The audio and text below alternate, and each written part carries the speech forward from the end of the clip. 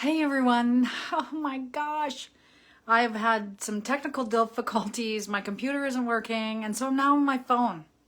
I did record and it doesn't want to upload. So I'm going to do this from my phone, live. It's crazy.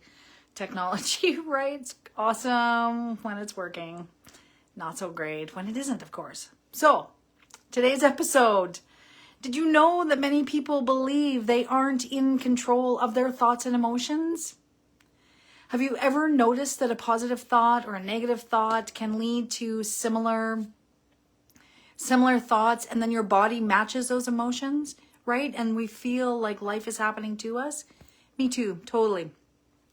Hi, I'm Lisa, a certified life coach, Reiki master. Boy, oh boy.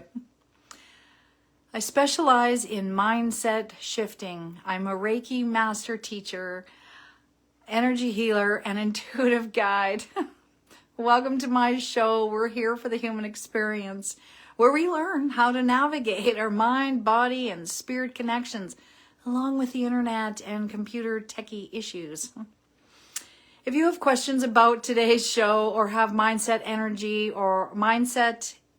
or spirituality questions, please put them in the comments. And if this resonates with you, please share with others. And it also helps the Facebook algorithms get to more people. So people have told me that they don't have control over their thoughts. And I totally get that, right? It feels like life is happening to us. And until I began my inner work, I never consciously thought about my emotions or thoughts either. And if we're not, then who is, right? Who is? And that was when I first heard that, I thought, well, who is? And then really, when I started to do my inner work, that's when I really started to get into my thoughts and emotions and didn't realize that we actually can control them to a point. So what happens is we get used to not assessing our thoughts and emotions, and it's easy to think that we do not have control. Right? Totally easy to think that. And in many, many, many cases, we have been taught what to think instead of how to think. I was taught to push things aside and move forward, which helped me out immensely, of course, because, we do need to push things aside and move forward. However, there are times in our life that we need to evaluate our troubles, right? I consider it to be like a junk drawer. You open up the junk drawer. We all know about the junk drawer, right? And we need to evaluate that. We need to organize it. We need to put stuff where it belongs. Wonder why it's even in there, right? Those things. So that is our life as well. It's important to evaluate and to assess what our thoughts are, right? Do you also know, this is a crazy number, and when I heard it, I thought, oh my gosh, there's about anywhere from 50,000 thoughts a day roll through our head, if not more. And then many of them are the same thought we had the day before and the day before and the day before. Talk about Groundhog Day, right? That doesn't make me feel good. I don't like that. And so when I heard that, I thought, wow, that's crazy. And that just means too that we're just not aware, because we think that we don't have any control over our life or our emotions. And that is not true. So what do we do? How do we control our thoughts? By becoming aware that we have these less than helpful thoughts, potentially negative thoughts, repetitive thoughts, right? And then we want to connect those thoughts to the emotions we're experiencing, because that helps to build that connection. It creates that more intentional, and it's bringing the focus on us when we are when we're asking ourselves the questions, when we're paying attention to ourselves and how we're feeling. It brings the energy here back into us instead of outside of us, which many of us spend most of our time. Our energy is outside of us, hence why we experience overwhelmment, exhaustion, and feelings of not being able to cope.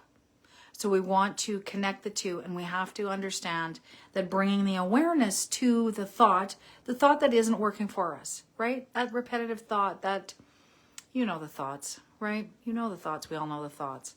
And until if we don't know that we're having these thoughts or that they're really affecting us, it is hard to make changes. So that's why we want to bring that awareness to our repetitive thoughts. That's where we can begin, right? So, for instance, I currently have a chest cold, and you know how when we're not feeling well, right, we get into this state of excuse me, there we are. We kind of get into nitpicky, where you get frustrated, we get, all those things, right? We know how we feel.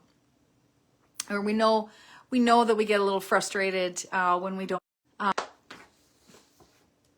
Oh, okay, we're still going. Oh my gosh, I'm just thinking. Oh, one more thing. Anyways, good. I'm still on. Good thing I didn't say anything bad.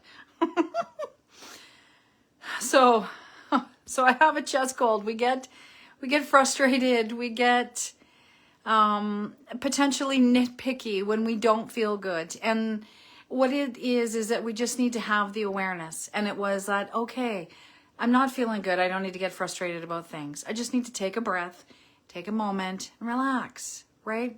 That's all. So it's about becoming aware of our thoughts. Think about it as well as, when our mind starts to race. When we're ready to go to bed and go to sleep, and then all of a sudden it's like, oh my God, I didn't do this, and I need to do that, and I got to do that, and this, and that, and blah, blah, blah, blah, blah, right? The whole thing, it's nutty. It is nutty. That's not really the time that we need to be thinking of things, is it? It is not the time that we need to be thinking of things. Absolutely not. That is not the time that I want to be thinking of things, is when I'm sleeping.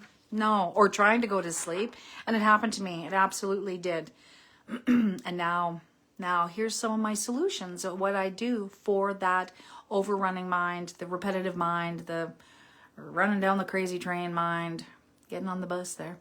So awareness is bringing the notice. So when we become aware of these repetitive thoughts or these unhelpful thoughts, that already begins to shift our energy. Because it brings it to light. So we're like, okay, there it is. Yeah, got it. Still bringing the focus to us. It's important, right? And in that moment, we can either laugh, like I'm having a moment with my tech stuff. We can ponder, we can take a breath, we can journal about it, or we can just totally let it go, right? We have all these options. But the first one is that we need to notice what the issue is that we want to resolve within ourselves, so that we're not feeling that life is always happening to us. We want to direct our lives.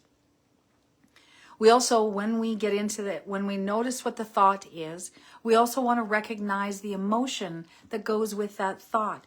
Because when we can build the two together and bring the two together, that means that we're creating that better connection, understanding, and awareness for ourselves, so that we can actually transmute it and shift our perspective around that issue, right? It's like cleaning out the junk drawer.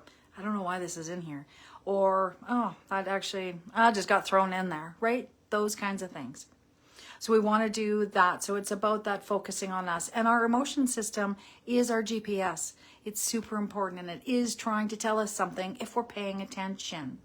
And when we bring our focus back onto us, everything within us goes, okay, great, right? All our little cells, our mind, our emotions, everything goes, okay, great. Now we're paying attention to us. We also want to focus on the most important ones. We have how many thoughts coming through?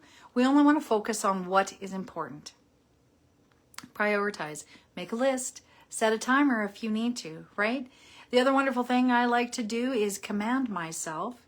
And I will say, I don't need, especially at bedtime, I don't need to think about this right now. Or if it's a thought or something that I've already resolved, but my mind wants to play with it over and over and over, I will tell myself, absolutely not. I do not need to think about this. And at one point in time, I had these crazy repetitive thoughts, and it was just annoying. And I don't like that feeling anyways. So I asked my higher self, I'm like, okay, so what words is it that I need here? My mother's voice came through, and she said, this is the end of the discussion. We're not going to have this discussion any further. Done. And so that's what I said to myself. And the repetitive thought was over. And then, of course, I laughed because that was funny. I thought it was funny, right? So it is that commanding. We want to control ourselves. We want to focus on ourselves so that our mind and emotions and everything is not running amok. That's a terrible feeling. I feel that's a terrible feeling, and I know many people like you guys do too. So we all have relevant things in our life. We know what we need to do. We know what our responsibilities are. We know, right?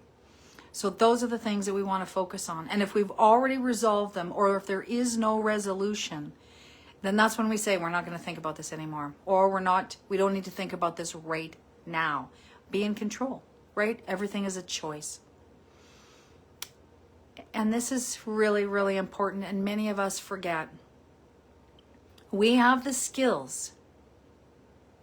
We've lived this long, so we have skills, right? Experiences to manage our life. So we actually don't need to worry, right? We do not need to worry. Because it doesn't help anyways. It just kind of creates more of that same around and around and around, like Groundhog Day, right? So, to wrap up, we want to recognize our issues. Recognizing our issues is the first step. And it's a choice. It's about responding instead of reacting. It's not about judgment. You're asking yourselves questions.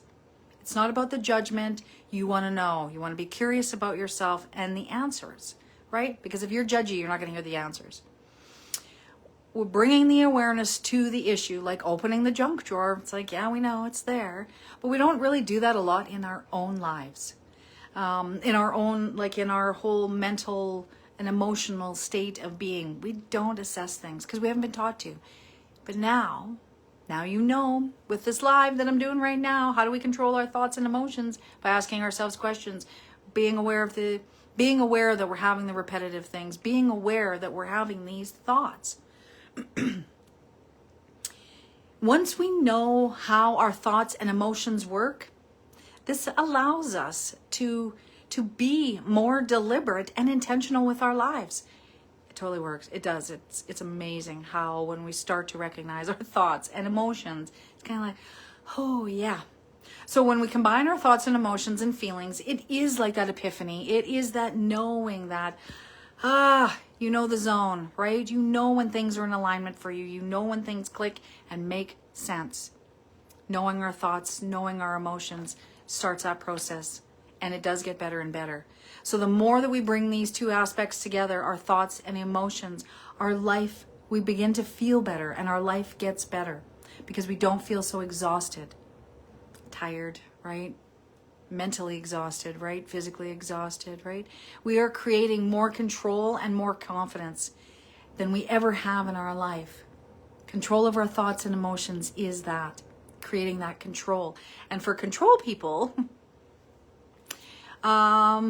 this is the best way to do it, because we can't control the external world, but we can control what's going on in here. So always remember, when you feel out of control, take a breath. Just take a breath. If you do nothing else, just take a breath. Right? Just take that beautiful cleansing breath. And we do not have to allow our thoughts and emotions to take control. Everything in our life is a choice. How we respond or react. Non-judgment as well. Join me next week. I will have my technical problems sorted out. Join me next week as we navigate the matrix of our mind, body, and spirit. And remember, we are here for the human experience. And small steps lead to big accomplishments. Take care, everyone. Thank you.